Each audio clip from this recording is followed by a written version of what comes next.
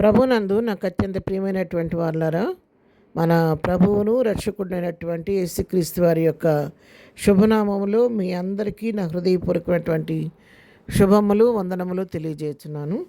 ఉదయకాల సమయంలో దేవుని వాక్యాన్ని ధ్యానం చేసుకుందాము. ఈరోజు వాక్య ధ్యానం కొరకు మనం తీసుకున్నటువంటి లేఖన భాగము కీర్తన గ్రంథము 103వ కీర్తన 11వ వచనం చదువుకుందాం. భూమి కంటే ఆకాశం ఎంత ఉన్నతముగా ఉన్నదో ఆయన యందు భయభక్తులు గలవారి ఎడల ఆయన కృప అంత అధికముగా ఉన్నది. ఆమేన్. అవును పిల్లరా, ఇక్కడ ఈ వాక్య భాగాన్ని మనం గమనించినట్లయితే దావీదు రాసినటువంటి కీర్తన ఎంత చక్కగా ప్రభు యొక్క కృపను గురించి దావీదు వివరిస్తున్నాడు.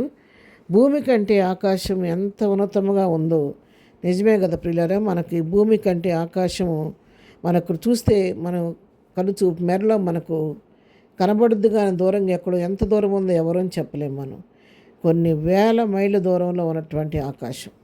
అయితే ఇక్కడ వాక్యం ఏం చెప్తుందంటే భూమి కంటే ఆకాశం ఎంత ఉన్నతముగా ఉందో ఆయన యందు భయభక్తులు గల వారి ఎడల ఆయన కృప అంత అధికముగా ఉందంట.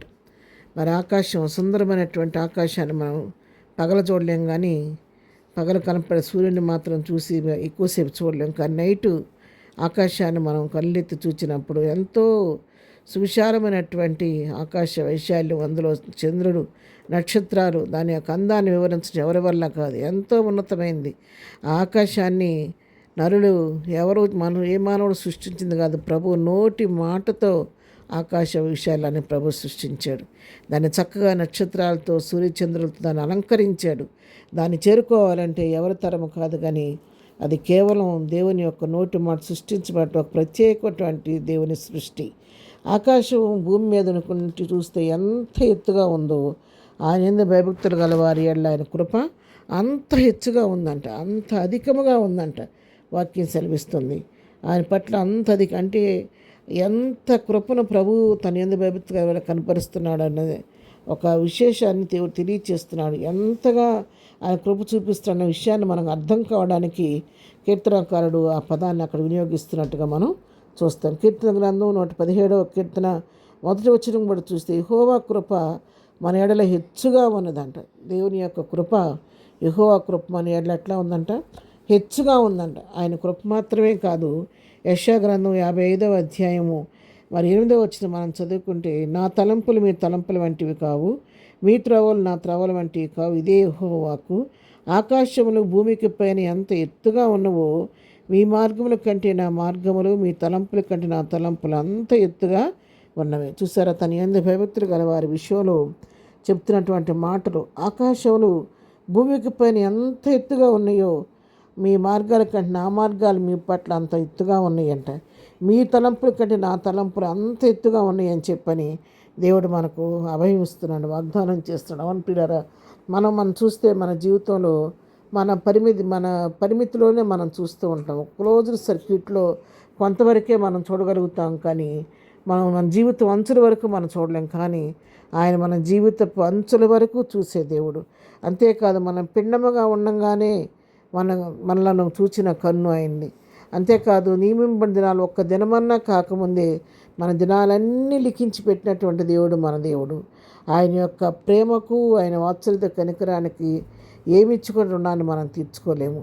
ఆయన మన పట్ల చూపుచేటువంటి ఆ యొక్క వాత్సల్యత అది ప్రతిదినము క్రొత్తదిగా మన పట్ల వాత్సల్యత కలుగుతూ ఉందంట. నూతనమైన వాత్సల్యతతో మన ప్రభు మనం ప్రేమిస్తూ ఉన్నాడు.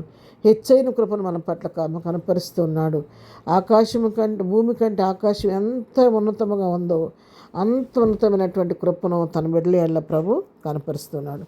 కాబట్టి ఇంత గొప్ప దేవుడు మనకున్నాడు. కాబట్టి ఏ విషయంలో మనం చింతపడాల్సిన పని లేదు, దిగులు పడాల్సిన పని లేదు. సమస్తం చేయటకు శక్తి కలిగిన దేవుడు, నీ పట్ల నా పట్ల ఉన్నతమైనటువంటి ఆలోచన కలిగిన దేవుడు.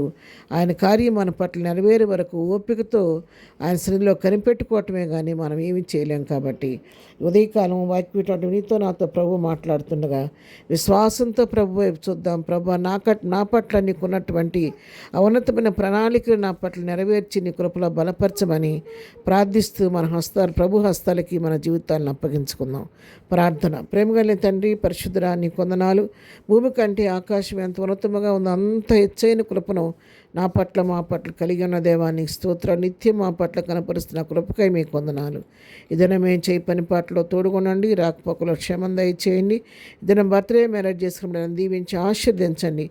బలహీనలు బలపరచండి, కృంగిన వారిని లేవనెత్తండి, దుఃఖరున్న వారిని ఓదార్చండి, సమస్యలను వారిని విడిపించండి. ఎగ్జామ్స్ రాసిన బిడ్డలందరికీ గొప్ప విజయం దయచేయండి.